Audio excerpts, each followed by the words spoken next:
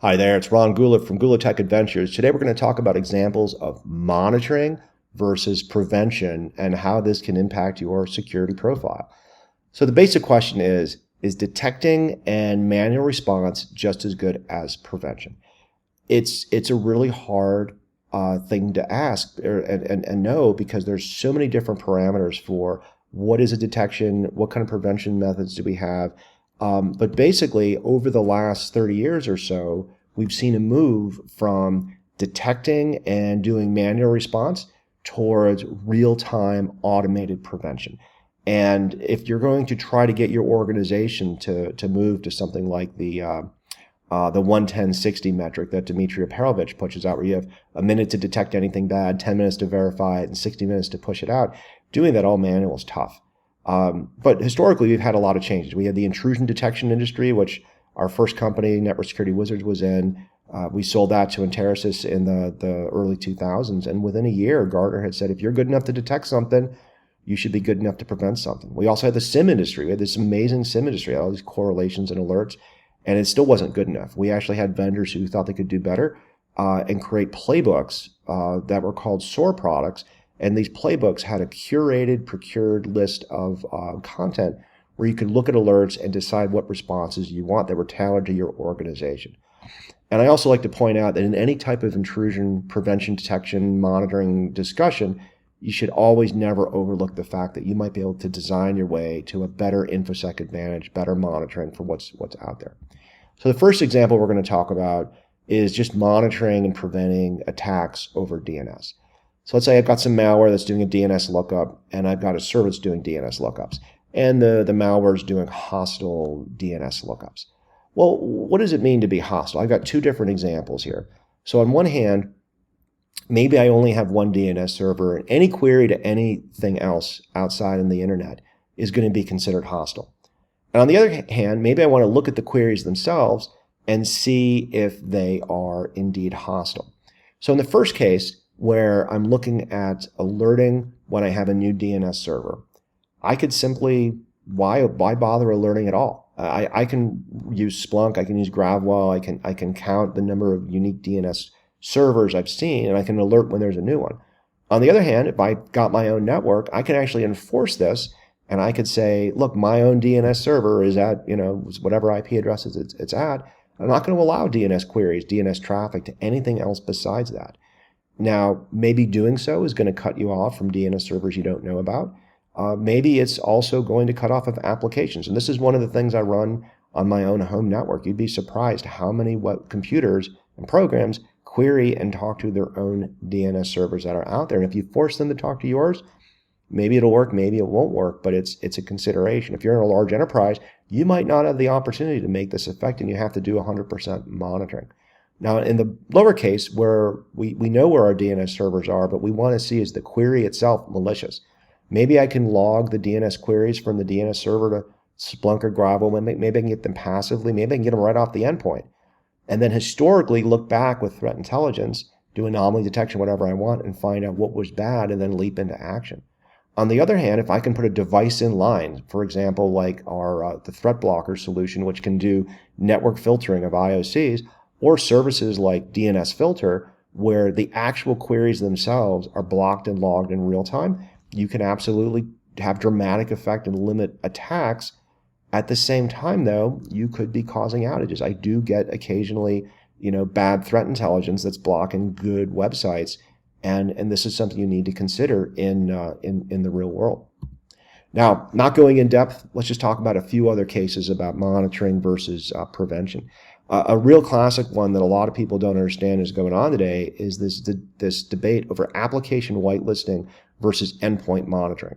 Now, endpoint monitoring, you're collecting a lot of telemetry. You're sending it to great companies like CrowdStrike, SentinelOne, CyberReason, Huntress, even these MDRs like eSentire and Expel and whatnot. And basically, they're collecting this telemetry, and they're seeing when you have an attack, and then they're going to let you know. And they might take effect. They might kill a process. They might reboot a computer. They might try to remove some malware and whatnot.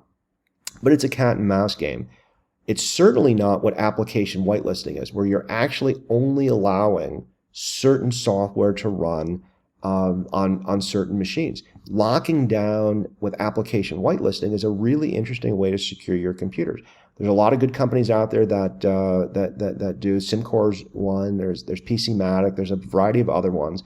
There's even Microsoft. When you deploy a Microsoft network, you can actually limit Microsoft computers to only run Microsoft applications. If you're allowing Zoom and Adobe and Steam and whatnot, you're letting a lot of other computers run, and you don't really have a walled garden.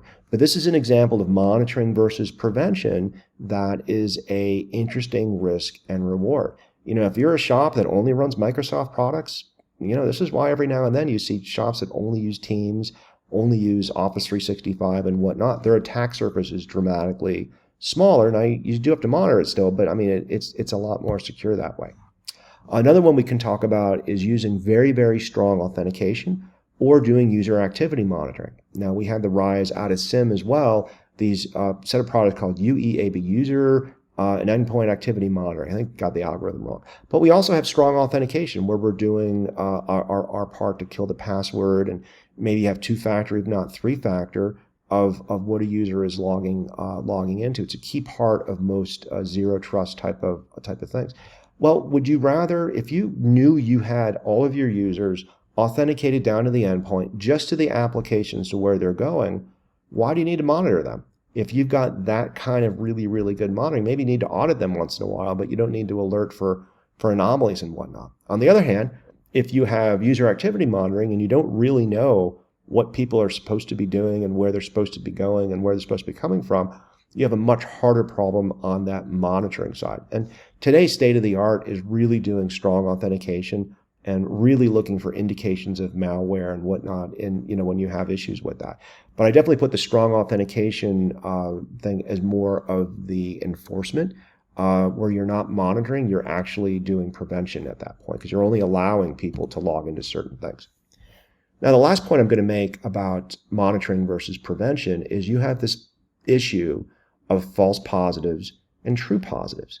So, think about Chicken Little and Paul Revere, right? If you run around saying the sky is falling and it's not, or you have Paul Revere saying the British are coming and they really, really are, you have a lot of different issues when you're in monitoring mode or prevention mode. So if you have a false positive and you're in monitoring mode, you have a wild goose chase. The only really impact in that case is for your blue team, your hunt team, your incident responders to be chasing things down that might not be so.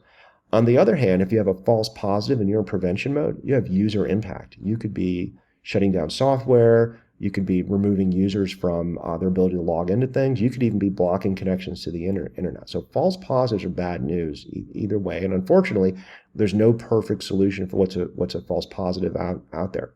Now, for true positives, if you are monitoring and you're relying on people to go take action, even if it's augmented with a little bit of automation, you have late response. You have an endpoint that's infected.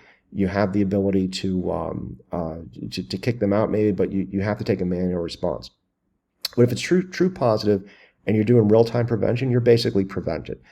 So one of the reasons we like we invest in companies like ThreatBlocker and Trinity is because they are doing basically real-time prevention on the network, and you're basically protected 100%. And so regardless of your technology base that's out there, you need to think about these types of mindsets when you're deploying the technology and whatnot. So once again, Ron Gula, GULATECH Adventures. If you found this video interesting and informative, please visit us at gula.tech. Check out our YouTube channel and hit us up on LinkedIn if you have feedback or suggestions for new videos. Thanks for watching.